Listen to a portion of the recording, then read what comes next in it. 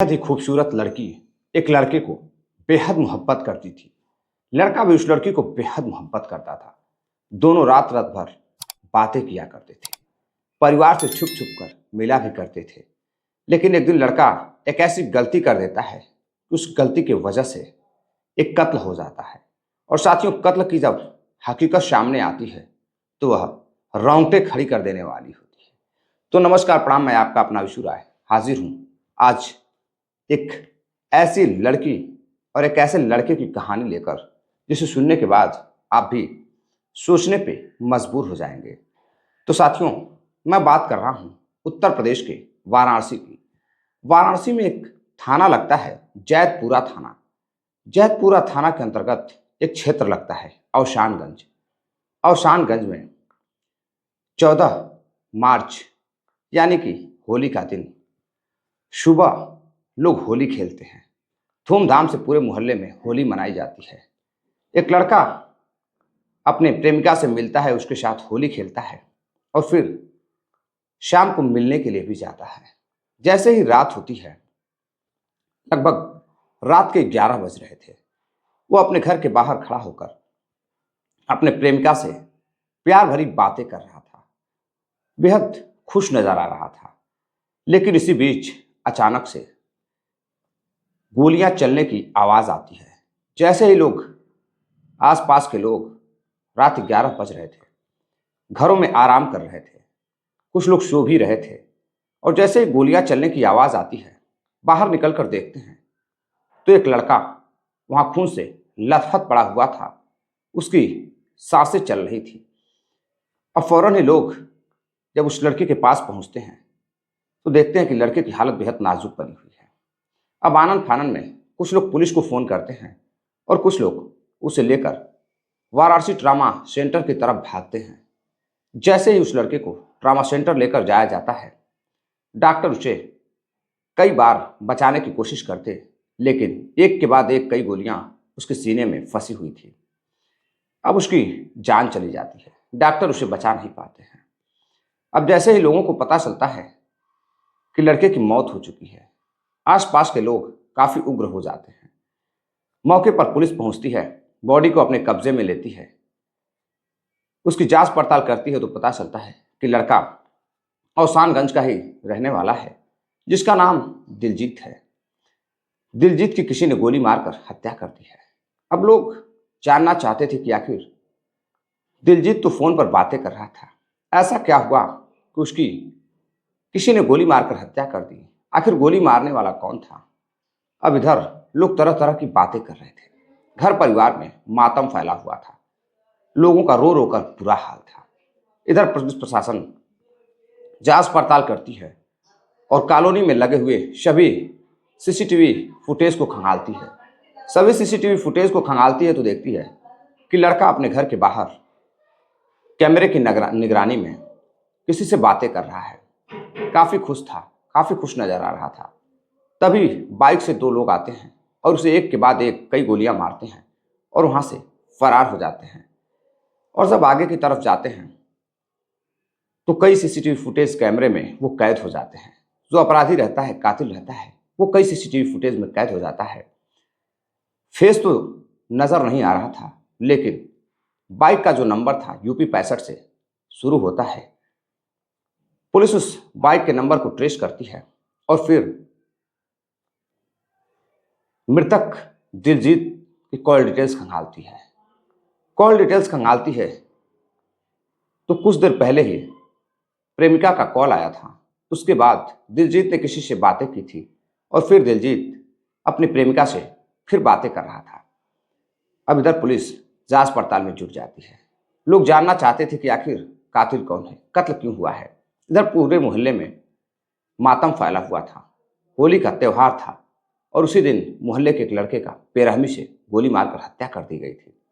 सभी लोग काफी परेशान थे और इधर पुलिस जांच पड़ताल में जुटी थी। अगले ही दिन यानी कि 15 मार्च को पुलिस उस कातिल तक पहुंचती है और उसे ढूंढ कर लाती है, गिरफ्तार करती है। तो फिर कातिल एक ऐसी कहानी बताता है जिसको सुनकर सभी लोग हैरान थे। खुद घर वालों को भी यकीन नहीं हो रहा था। दरअसल साथियों, इस कहानी की शुरुआत होती है आज से ठीक 6 साल पहले। 6 साल पहले औशानगंज का रहने वाला दिलजीत दिलजीत पेशे से शादी विवाह में सजावटों का काम करता था। बेहद ही हैंडसम लड़का, काम धाम में काफी उसका मन लगता था। जो कुछ कमा कर लाता था अपने घर परिवार को देता था। इसी दौरान एक दिन उसके मोहल्ले से ही कुछ दूरी पर एक दिन उसकी नज़र एक लड़की पर पड़ती है। लड़की की जो खूबसूरती थी उसे देखकर वो उसे अपना दिल दे बैठता है। अब उसके मन में, उसके दिल में उसके प्रति चाहत उत्पन्न होने लगती है। वह सोचता है कि काश ये लड़की मेरी हो जाती। अब आए दिन उसका पीछा करता, एक दिन लड़की की नज़र भी उस पर पड़ती है तो उसे लगता है कि लड़का उसे मोहब्बत करता है। अक्सर कर उसके आसपास वो दिखाई देता है। अब लड़की भी उसे, उसकी लड़के की खूबसूरती को देखकर, उसकी चाहत को देखकर उस पर फिदा हो जाती है। लड़की का नाम सरस्वती रहता है। सरस्वती और दिलजीत फिर एक दूसरे से अपना नंबर आदान प्रदान करते हैं और फिर एक दूसरे से बातचीत करना शुरू कर देते हैं।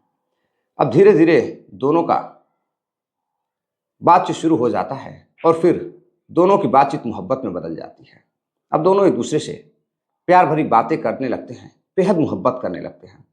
इधर लड़की की खूबसूरती पर दिलजीत को बेहद गर्व था। वह लड़की को बेहद मोहब्बत करता था और उसे घुमाने के लिए कभी सारनाथ के गौतम बुद्ध पार्क में तो कभी बनारस के घाटों पर लेकर जाता था। लेकिन एक दिन जब वह अपने प्रेमिका सरस्वती को लेकर घूमने के लिए जाता है तो उसका एक दोस्त रहता है, राजकुमार। उसकी मुलाकात राजकुमार से होती है। राजकुमार उसके दोस्त से कहता है, अपने दोस्त से, कि यार तुम्हारी प्रेमिका तो बहुत ही खूबसूरत है, आखिर तुम्हें कहाँ से मिल गई। तभी वो बताता है कि वो भी उसे बेहद मोहब्बत करती है। दोनों एक दूसरे को बेहद मोहब्बत करते हैं। अब दिलजीत राजकुमार को अपनी प्रेमिका सरस्वती से मिलाता है। दोनों की मुलाकात होती है। अब धीरे धीरे तीनों एक तरह से एक दूसरे के दोस्त बन जाते हैं। राजकुमार भी उसकी प्रेमिका सरस्वती से कभी कभी मिलता था तो बातें करता था। इधर एक दिन सरस्वती और दिलजीत में किसी बात को लेकर झगड़े होते हैं। जब झगड़ा हद तक बढ़ता है तो राजकुमार उस झगड़े को सुलझाता है। अब यह देखकर दिलजीत और राजकुमार की दोस्ती और गहरी हो जाती है। अब बार बार जब भी दिलजीत अपनी प्रेमिका से मिलने के लिए जाता था तो राजकुमार को भी लेकर जाता था। तीनों मिलकर रेस्टोरेंट शेयर करते थे, खाना वगैरह खाते थे, पार्कों में भी साथ में जाते थे। लेकिन धीरे धीरे अब मोहब्बत को, दोनों की प्रेम कहानी को 6 साल गुजरने वाले थे।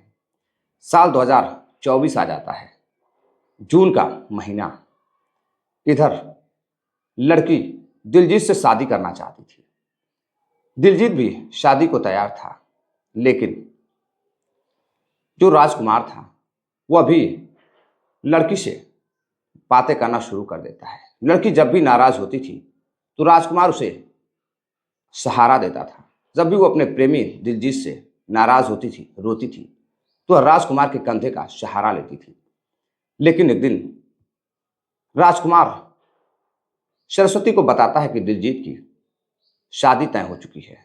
उसके घर वालों ने उसकी शादी कहीं और तय कर दी है। अब इस बात से लड़की नाराज हो जाती है और फिर राजकुमार से बातें करना शुरू कर देती है और दिलजीत से दूरियां बढ़ाने लगती है। लेकिन दिलजीत की शादी तय होने के बाद भी वो अपनी प्रेमिका सरस्वती को बेहद प्यार करता था। जब दिलजीत को पता चलता है कि उसकी प्रेमिका सरस्वती से राजकुमार बातें करता है तो वह राजकुमार को डांट फटकार लगाता है और दूर रहने की हिदायत देता है। लेकिन लड़की सरस्वती कहती है कि देखो, तुम्हारी शादी तय हो चुकी है, तुमने मुझे धोखा दिया है। अब मैं राजकुमार से बेहद प्यार करती हूँ। अब तुम सिर्फ मेरे दोस्त हो, जाओ, तुम्हें शादी करनी है तो तुम कर लो। अगर शादी करनी ही थी, तुमने मुझसे प्यार क्यों किया। अब इधर दिलजीत काफी नाराज होता है। धीरे धीरे लड़की उससे बात करना कम कर देती है। लेकिन दिलजीत की जो चाहत थी लड़की के प्रति आज भी वही थी। सरस्वती को बेहद प्यार करता था, लेकिन शादी करने से मना कर देता है। इधर उसकी शादी फिक्स हो जाती है और कुछ ही महीनों बाद दिलजीत की उसकी होने वाली बीवी से उसकी मंगनी हो जाती है। जब मंगनी हो जाती है तो वह कुछ दिन बाद अपनी बीवी से भी बातें करना शुरू कर देता है और अपनी प्रेमिका से भी बातें करता था। एक दिन उसकी प्रेमिका गौतम बुद्ध पार्क में दिलजीत को बुलाती है मिलने के लिए और वहां पर राजकुमार भी आ जाता है। राजकुमार को देखकर दिलजीत आग बबूला हो जाता है और जब आग बबूला होता है तो वह राजकुमार को तरह तरह की भद्दी भद्दी बातें बोलने लगता है, गालियां देने लगता है। इधर सरस्वती दोनों को समझाती है और दिलजीत से कहती है कि देखो, मैं अब राजकुमार से बेहद मोहब्बत करती हूँ, तुम मुझसे दूर चले जाओ, मैं अब तुमसे बात करने में कोई इंटरेस्टेड नहीं हूँ। इधर राजकुमार काफी हैरान था, उसे कुछ समझ में नहीं आ रहा था कि वो करे तो क्या करे। तभी दिलजीत कहता है कि देखो राजकुमार, मेरे मोहब्बत के बीच में, मेरे और सरस्वती के बीच में जो भी आएगा मैं उसे जिंदा नहीं छोड़ूंगा, मैं उसका कत्ल कर दूंगा। सरस्वती भी दिलजीत को बेहद समझाती है लेकिन दिलजीत समझने को तैयार नहीं होता है। अब उसके डर से, उसके गुस्से को देखकर सरस्वती फिर से उससे बातें करना शुरू कर देती है और उधर राजकुमार के साथ समय बिताती थी, अतरंग खेल खेलती थी। लेकिन जो पुरानी मोहब्बत थी उसे दिलजीत भूल नहीं पाता था। धीरे धीरे समय बीतता रहता है। एक दिन फिर दिलजीत को पता चलता है कि सरस्वती राजकुमार से मिलने के लिए गई है। तभी वो काफी परेशान होता है और फिर सरस्वती को फोन करता है। जैसे ही सरस्वती फोन रिसीव करती है वह राजकुमार से दूर जाने के लिए कहता है और फिर राजकुमार को भी फोन कर धमकी देता है कि तुम उसकी प्रेमिका को छोड़ दो, तुम उससे दूर चले जाओ, वरना जो दोनों की दोस्ती है वो दुश्मनी में बदल जाएगी। अब इधर राजकुमार सरस्वती से सारी बातें करता है। सरस्वती कहती है तुम्हें डरने की कोई जरूरत नहीं है, मेरे पास इसका उपाय है। धीरे धीरे फोन पर बातें करती रही। दिलजीत को लगता था कि शादी के बाद भी उसकी प्रेमिका सरस्वती उससे मोहब्बत करेगी, बातें करती रहेगी। 5 मई साल 2025 को, यानी कि 2 महीने बाद ही दिलजीत की शादी थी। मंगनी हो चुकी थी, अपनी पत्नी से बातें भी करता था। घर में अब धीरे धीरे शादी की तैयारी भी चल रही थी और इधर होली का समय भी नजदीक आ चुका था। 14 मार्च होली की तैयारी मोहल्ले में चल रही थी। सब कुछ धूमधाम से चल रहा था। कहीं डीजे बज रहे थे, कहीं ढोल नगाड़े बज रहे थे। बनारस की होली काफी फेमस होली होती है।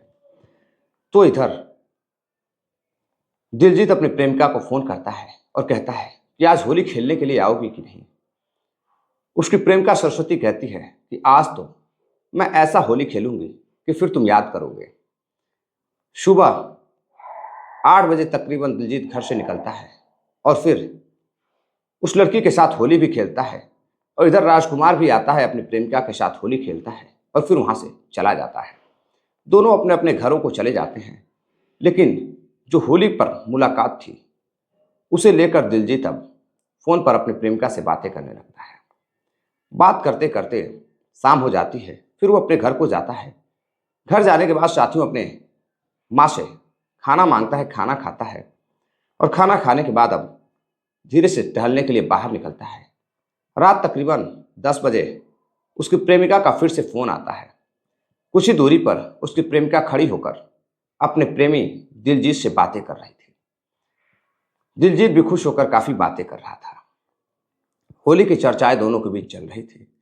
तभी 2 व्यक्ति बाइक से आते हैं और अचानक से 2 से 3 राउंड फायर करते हैं और गोली सीधे उसके दिलजीत के सीने में जाकर लगती है और इधर वह तुरंत ही गिर जाता है, तड़फड़ाने लगता है, चीखना चिल्लाता। लेकिन जब तक उसकी चीखें लोग सुन पाते वह काफी हालत उसकी खराब हो चुकी थी, वो बेहोश हो चुका था। आसपास के लोग आनंद फानन में उसे वाराणसी के ट्रामा सेंटर में लेकर जाते हैं। डॉक्टर बचाने की कोशिश करते लेकिन तब तक उसकी मौत हो जाती है। इधर मौत की खबर से पूरा मोहल्ला सदमे में रहता है। अब लोग जानना चाहते थे कि दिलजीत का कातिल कौन है। इधर पुलिस जांच पड़ताल करती है, सीसीटीवी फुटेज खंगालती है तो यूपी 65 से आए 2 बदमाश दिखाई दे रहे थे। यूपी 65 की बाइक से पुलिस बाइक के मालिक तक पहुंचती है और फिर कॉल डिटेल्स खंगालती है। कॉल डिटेल्स खंगालती है तो वह अपने प्रेमिका से बातें कर रहा था और कई ऐसी सबूत मिलते हैं पुलिस को जिससे यह साफ होता है कि कहीं ना कहीं उसकी प्रेमिका भी इस कत्ल में शामिल है।